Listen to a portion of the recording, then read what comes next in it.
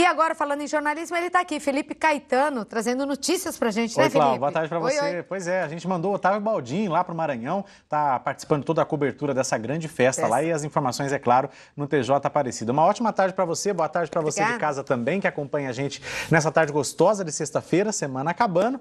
E olha, Cláudio, assim como a TV Aparecida está acompanhando as principais festividades religiosas do país ao longo desse ano, né? Também estamos aí imbuídos de cobrir o maior evento da democracia brasileira, que é a eleição, né? Que acontece agora em outubro. A gente vem trazendo reportagens. Tem muita gente me perguntando se o público vai poder frequentar esse auditório, quem vai estar no auditório. Olha, o auditório durante o debate, né, que vai ser realizado no dia 16 de setembro, vai ser dedicado aos convidados dos partidos.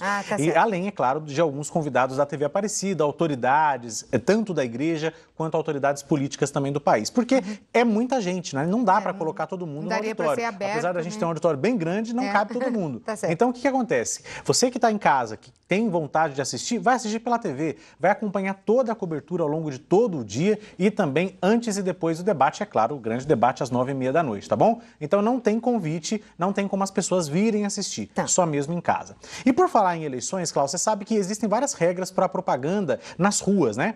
Essa semana começou a propaganda no rádio e na televisão, mas nas ruas já começou bem antes, né? Há muito mais tempo. E só que, infelizmente, alguns candidatos acabam desrespeitando algumas regras do Tribunal Superior Eleitoral. Questão de cavalete, de outdoors, banners, faixas e tudo mais. Então, a gente preparou uma reportagem para mostrar para você de casa como deve ser feito realmente a propaganda nas ruas de todas as cidades. Vamos dar uma olhada. Atenção, candidatos. Vamos ver. Em época eleitoral é sempre assim. Ruas cheias de propagandas, são banners, outdoors e os populares santinhos. Eles estão por todos os lados e incomodam. Incomoda mais só no dia da eleição mesmo, que é muita sujeira, só isso só. Suja bastante.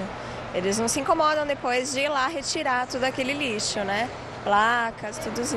As gráficas estão a todo vapor produzindo material de propaganda. Eleições são um dos períodos mais lucrativos para quem trabalha com comunicação visual. É uma situação atípica, né, de que a empresa vive, aí chega a campanha eleitoral, ela tem um aumento nas vendas, né? Apesar de amparadas pela lei, as propagandas eleitorais não podem ser feitas de qualquer maneira. Elas precisam seguir regras que foram estipuladas aos candidatos pelo Tribunal Superior Eleitoral. Essa chefe de cartório explica que para cada tipo de propaganda há uma norma específica. O carro de som ele pode funcionar das 8 da manhã até as 10 da noite, né? Não ultrapassar também os decibéis que são permitidos. Pode passar a musiquinha, mas dentro dos limites. No caso das propagandas através de faixas, de placas, algumas pessoas recebem e doam o espaço da sua casa para fixar.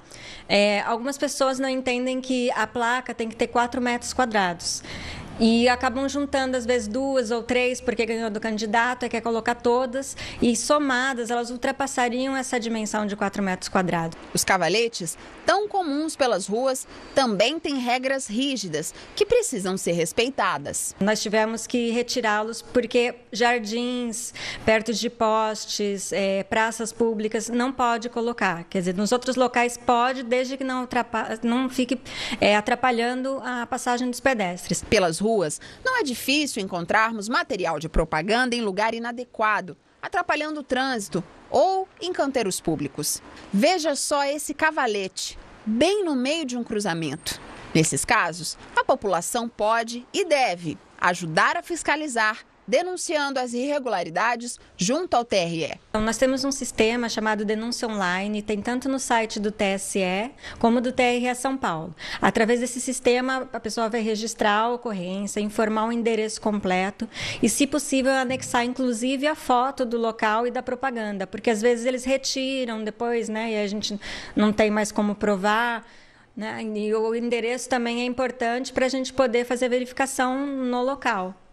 Pois é, olha só, são muitas regras, né? E realmente os políticos, os candidatos têm que tomar cuidado. Porque a gente sabe que até tem gente que muda de voto, desiste de votar no candidato quando há uma insistência muito grande de algum candidato na questão da propaganda. Então tem que ficar atento, né?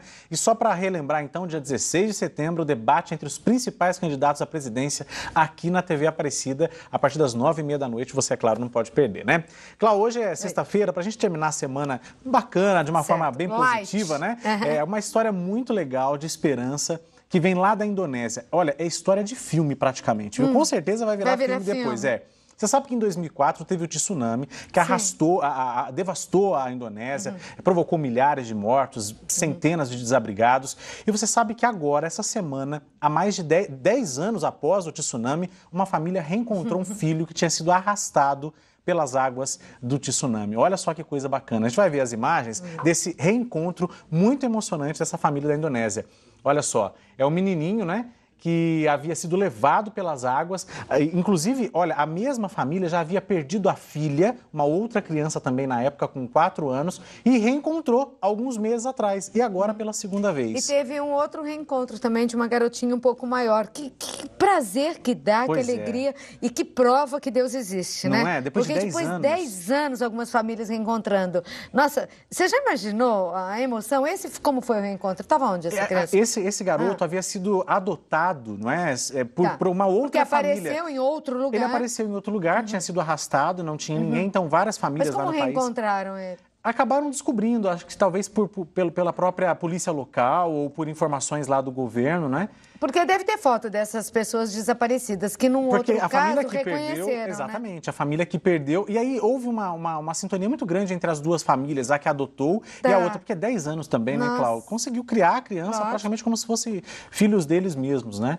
E aí agora esse reencontro. A família biológica disse que independentemente de qualquer coisa vai manter o contato com a outra família e agora se tornaram uma grande família. Quer dizer, uma história de fé, de esperança numa situação de muita dramaticidade aí para quem perdeu tudo na época do tsunami. Você sabe que eles já fizeram um filme sobre o tsunami? Sim. Você chegou a assistir? Exatamente. Emocionante Acho também. Que é Impossível, alguma coisa assim. Não sei o que é isso. Para nome de filme eu sou péssima, mas é isso daí. É um filme e você vai reconhecer logo. Mas quando vir... conta a história também de gente que se desencontrou, que estava meio perdido. Muito legal. Acho vai que é uma virar família americana que está em passeio, né, na Indonésia. Passeio lá, e que a mãe se perde do filho, do pai, dos irmãos. É muito legal esse filme, que conta também uma das histórias reais lá acontecidas. Bom, hoje tem TJ. TJ às 7 horas da noite, aí fim de semana mais tranquilo, claro, com a cobertura da nossa equipe do fim de semana no Santuário. Descanso pra você, né? Porque o jornalismo não para. É isso aí, Cláudia. Tá bom, querido. Um bom beijo pra semana, você. Viu? Muito obrigada. Pra você também, pra toda a equipe.